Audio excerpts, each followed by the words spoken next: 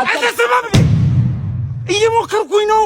መታገልን አስተምሮናል፣ አልቅሰናል፣ አንብተናል። እየሞከርኩኝ ነው የምትለዋ ይህች ቃል ዝም ብላ ከአፍ የምትወጣ ንግግር ብቻ ፈጽሞ አይደለችም።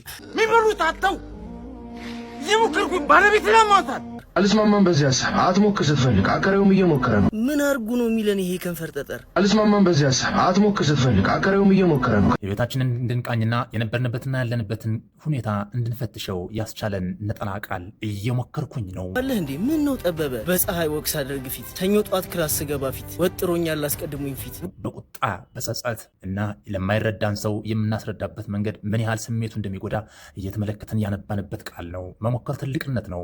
መሞከር በህይወት ውስጥ በጣም ትልቅ ቦታ ይይዛል። አዲስ ነገር የመማር እድል ነው። የመሳሳትን ፍርሃት ያስወግዳል። የተሻለ ውጤት ያመጣል። ፈጠራና አዳዲስ መንገዶችን ያስተምራል። መሞከር ስኬት የመድረስ እድልን ይጨምራል። እንዲሁም የራስነትና ጽናትን ያሳድጋል፣ ያዳብራል፣ የእድሜ እድገትን ያፋጥናል። ማለትም ማንም ሰው ሳይሞክር በቀላሉ አያድግም። መሞከር የህይወት እድገት ቁልፍ ነው። ባጭሩ መሞከር ማደግ ነው። መሞከር መማር ነው። መሞከር መሻሻል ነው። መሞከር ስኬት ነው። ስለዚህ ወደ ስኬት ለመድረስ ሞክር። ኮሜዲያን ያሲኖን እናመሰግናለን።